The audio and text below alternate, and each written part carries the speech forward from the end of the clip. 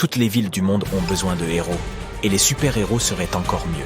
Bien entendu, ce ne sont pas toutes les villes qui en ont, mais Seattle en a un. Pendant plusieurs années, un véritable super-héros nommé Phoenix Jones a tessé ses rues. Il n'avait pas de super-pouvoir, mais il avait un costume cool et des compétences de combat. Il disposait également d'un spray au poivre et d'un pistolet paralysant. Et son costume était une veste métallique sur laquelle étaient cousues des plaques résistantes. Le vrai nom de ce héros était Benjamin John Francis Fodor. C'était un homme ordinaire, mais comme c'est souvent le cas avec les super-héros, il s'est passé quelque chose de terrible dans sa vie qui l'a poussé à porter son costume noir et or. Un jour, quelqu'un a brisé la vitre de sa voiture. Lorsque Benjamin s'est approché de l'endroit, son fils est tombé sur les éclats de verre et s'est blessé. Plusieurs personnes ont vu que quelqu'un essayait de voler le véhicule, mais personne n'est intervenu. Mais ce qui a finalement convaincu Benjamin de devenir un super-héros, c'est un autre incident. Son ami et lui sortaient d'un bar le soir lorsqu'ils rencontrèrent Dietrich. Il était des malfaiteurs. Ceux-ci ont attaqué son ami et Benjamin a appelé la police.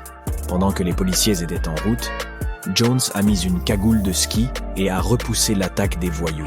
Ce jour-là, il a été frappé par le fait que personne ne l'avait aidé, alors que de nombreux témoins étaient présents.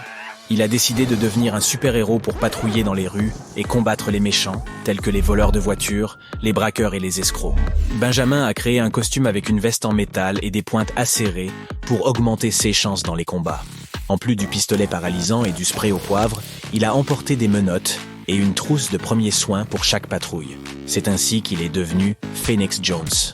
Presque tous les soirs, il s'est battu avec des voleurs et a mis fin à des bagarres. Il s'est trouvé plusieurs fois en grand danger et a risqué de perdre la vie. Mais il a continué à nettoyer les rues. Les rumeurs concernant le Vengeur se sont rapidement répandues dans toute la ville. Phoenix Jones a inspiré de nombreuses personnes à devenir des super-héros. Très vite, l'organisation de super-héros Rain City est apparue dans les rues. Et Phoenix en était le leader.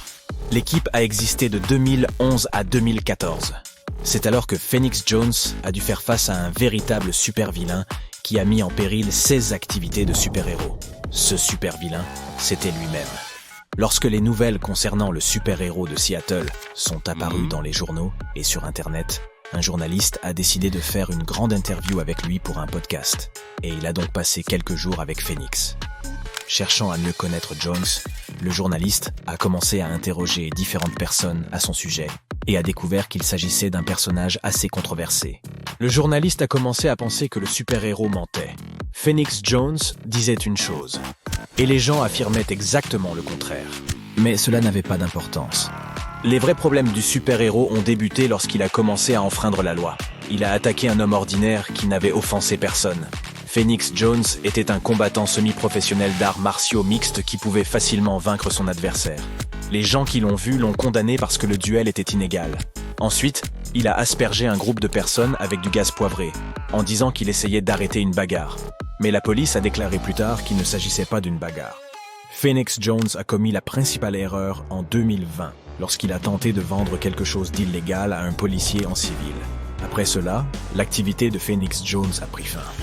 Les gens ne le voyaient plus patrouiller dans les rues. Les problèmes avec la loi ont eu raison du super-héros qui sommeillait en lui. Les super-héros existent non seulement aux États-Unis, mais aussi au Royaume-Uni. Voici Engel Grinderman, l'homme à la meuleuse d'angle. Les gens ont vu plusieurs fois cet homme vêtu d'un costume bizarre retirer les pinces des voitures sanctionnées pour stationnement illégal. D'une part, il a enfreint la loi en libérant des véhicules sanctionnés par les services officiels de stationnement. D'autre part, l'homme à la meuleuse d'angle s'est attiré l'affection des gens ordinaires pour ses activités. Il parcourait les rues avec une meuleuse et coupait les barres de fer des sabots de Denver des voitures en stationnement.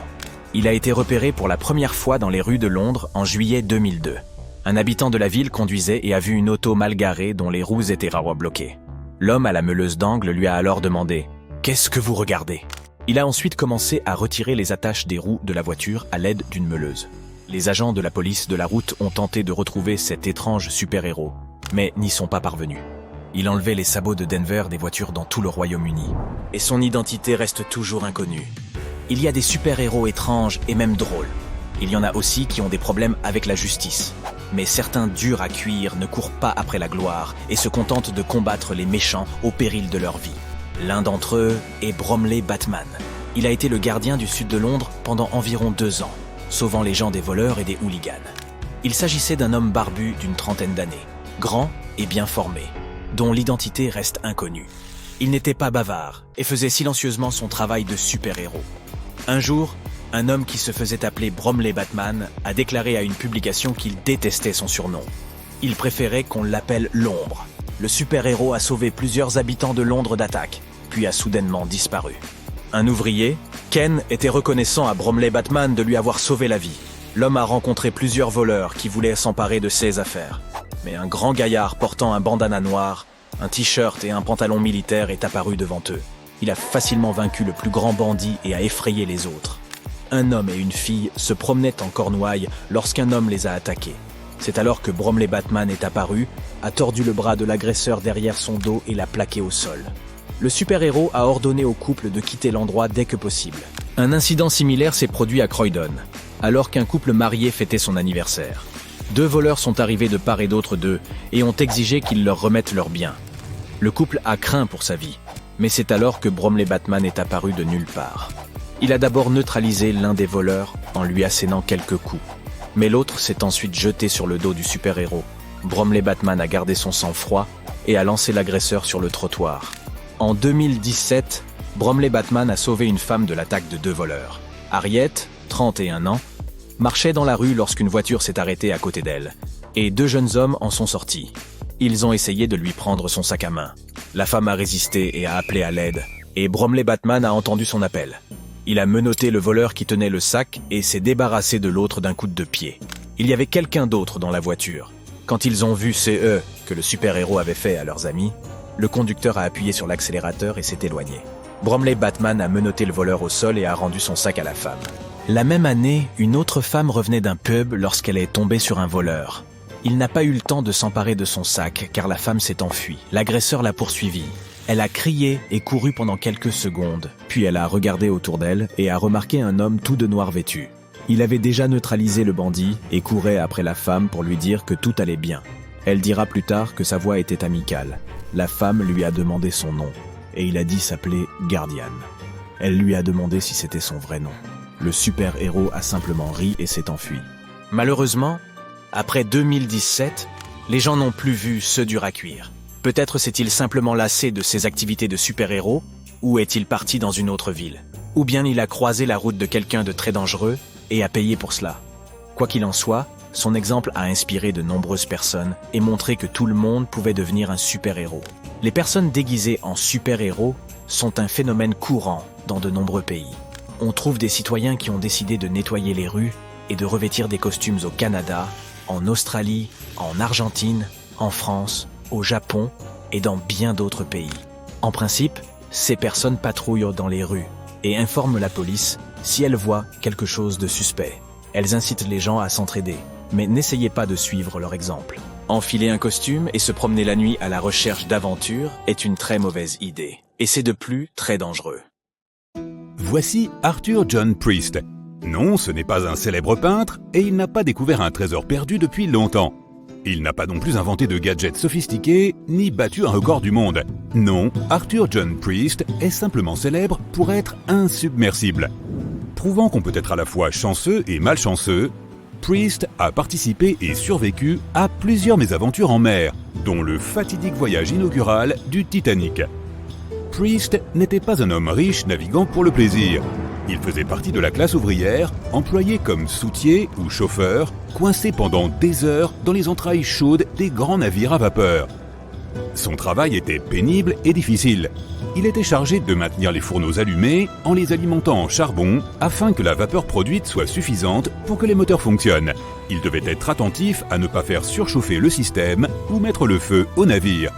Les fourneaux devaient être surveillés de près et constamment alimentés. Il respirait tout cet air pollué, travaillant et luttant dans la sueur et la saleté. Souvent torse nu à cause de la chaleur, il était toujours recouvert de poussière de charbon noir. Et quand il avait enfin droit à une pause, ses quartiers d'habitation communs étaient tout près, dans la même partie du bateau. Il devait être doué car il n'a jamais eu aucun mal à trouver du travail. Mais où qu'il aille, la malchance semblait le suivre. Le premier incident a été bénin.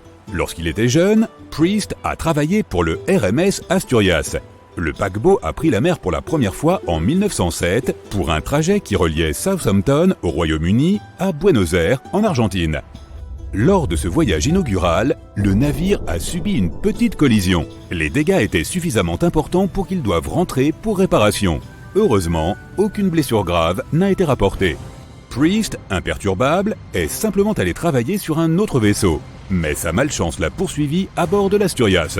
En 1914, l'Asturias est devenu un navire-hôpital, une aide navale veillant aux soins et au transport des malades dans les eaux européennes et, si nécessaire, à leur rapatriement en Angleterre. Mais en mars 1917, vers minuit, le navire a été heurté par un corps étranger. Sa coque a été percée et la salle des machines a été inondée. Le capitaine a ordonné à tout le monde d'abandonner le navire, envoyant l'équipage, les patients et le personnel de santé dans les canots de sauvetage. Le vaisseau était toujours en mouvement, se propulsant dans l'eau car les commandes principales, situées dans la salle des machines submergées, ne pouvaient pas être éteintes. Le capitaine a refusé de quitter le navire alors que les gens essayaient encore de s'échapper. Il a pu diriger l'Asturias vers Bolt Head où il a finalement atteint la terre sans couler. Les canots de sauvetage restants ont été descendus et les derniers survivants ont pu se mettre en sécurité. Lorsqu'ils ont étudié plus tard les dégâts subis par le navire, l'Asturias a été considéré comme une totale épave. Il serait exagéré d'attribuer la survenue de cette catastrophe au passage de Priest à son bord. Après tout, il n'était même pas sur le navire à l'époque. Mais il semblerait quand même que beaucoup des bateaux sur lesquels il a servi ont dû faire face au désastre. Sa malchance l'a accompagné à son poste suivant sur le RMS Olympique, un énorme paquebot. L'Olympique était vraiment très grand. D'ailleurs, il avait été conçu et réalisé au sein de la même flotte que le Titanic. Mais cette grande taille impliquait des sacrifices.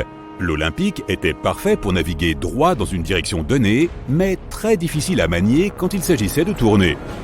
En septembre 1911, le Hawkey, un navire plus petit qui naviguait à proximité, n'a pas laissé assez de place aux grands vaisseaux pour manœuvrer. L'Olympique a essayé de modifier sa trajectoire, mais les deux se sont percutés. Le Hawkey, ayant été conçu pour faire face à d'éventuelles confrontations en mer, sa proue renforcée a déchiré la coque de l'Olympique. Deux grandes entailles sont apparues sur le flanc du paquebot. L'arbre à hélice a été gravement tordu. Pire encore, le navire a commencé à prendre l'eau. D'une manière ou d'une autre, l'Olympique a réussi à atteindre la côte sans sombrer, et personne n'a été gravement blessé. Priest n'avait alors aucune idée que cela n'était qu'un avant-goût de ce que l'avenir lui réservait. Il a ensuite trouvé un emploi sur un navire tout neuf, un paquebot extraordinaire, une merveille insubmersible dont on disait qu'il était le plus grand jamais construit. Oui, il allait travailler sur le Titanic. Et quel travail! Pas moins de 29 chaudières à faire tourner, nécessitant 850 tonnes de charbon par jour pour produire la quantité de vapeur suffisante à sa propulsion. Priest était l'un des 150 soutiers qui travaillaient d'arrache-pied dans les entrailles du navire pour entretenir jour et nuit la fournaise, ce qui lui valait de gagner environ $30 par mois. Mais le 14 avril 1912, il s'est retrouvé projeté d'une chaleur extrême à un froid foudroyant. Vers 23h35, l'équipage repère un iceberg. Le Titanic essaie de l'éviter, mais l'alarme a été déclenchée trop tard. 5 minutes après, la collision se produit. L'iceberg a déchiré la coque et les compartiments intérieurs conçus pour être étanches ont été gravement endommagés. L'eau froide de l'Atlantique a envahi le navire qui commença à couler. Des signaux de détresse sont envoyés, mais le navire le plus proche, le Carpathia, est à plus de 3 heures de navigation. Dans l'obscurité de la nuit, coincé au milieu de nulle part, l'équipage et les passagers ont commencé à paniquer. Ceux qui le pouvaient se sont rués sur les canots de sauvetage. D'autres ont sauté dans les flots glacés. Au total, seulement 706 personnes ont survécu à cette terrible nuit. Au moment de la collision, Priest se trouvait dans les quartiers inférieurs du navire. Il était en pause, se relaxant après une dure journée de travail. Et alors que le navire sombrait, il en allait de même pour ses chances de survie. Lui et ses collègues se trouvaient dans la partie du navire qui était à ce moment la plus dangereuse.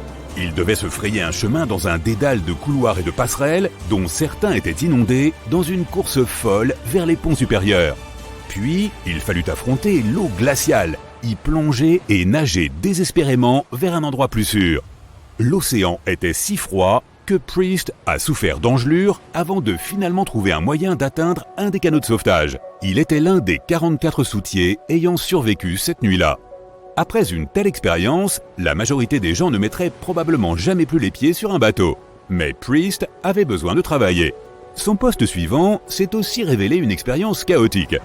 On lui a proposé un emploi sur le HMS Alcantara.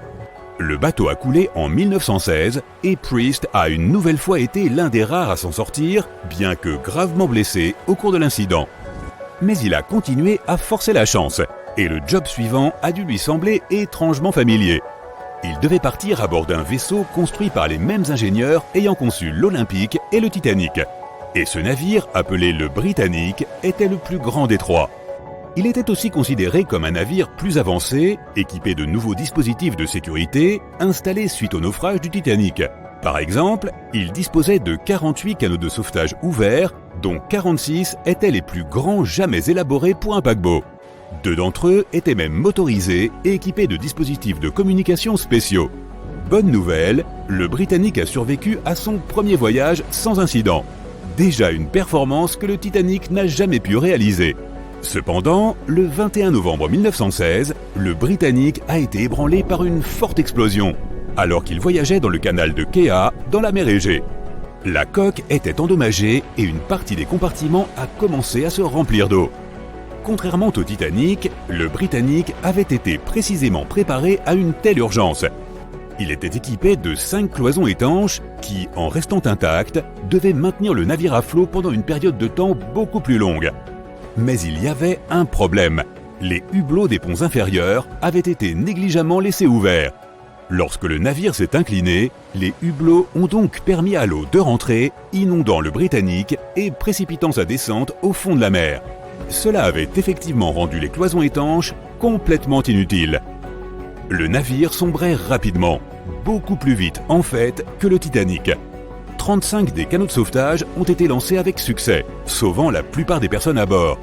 Sur les 1066 passagers et membres d'équipage, 1036 ont survécu. Priest, toujours sous sa bonne étoile, était bien entendu l'un d'entre eux. Et pourtant, il n'en avait toujours pas fini avec la vie en mer. Il a accepté un nouveau poste de soutier sur le Donegal. Il s'agissait d'un petit ferry de croisière converti en bateau-hôpital. En avril 1917, il a été frappé par un objet non identifié, alors qu'il fuyait une situation dangereuse. Bien qu'il ait souffert d'une blessure à la tête, Priest était sain et sauf. Il a fallu à Priest 2 collisions et 4 naufrages avant qu'il ne soit enfin prêt à prendre sa retraite. En réalité, il aurait même expliqué avoir arrêté uniquement parce que plus personne ne voulait naviguer avec lui. Mais peut-on vraiment les blâmer ? Il vécut le reste de sa vie sur la terre ferme à Southampton, en Angleterre, avec sa femme Annie et leurs 3 fils. Mais on se souviendra toujours d'Arthur John Priest comme l'insubmersible soutier.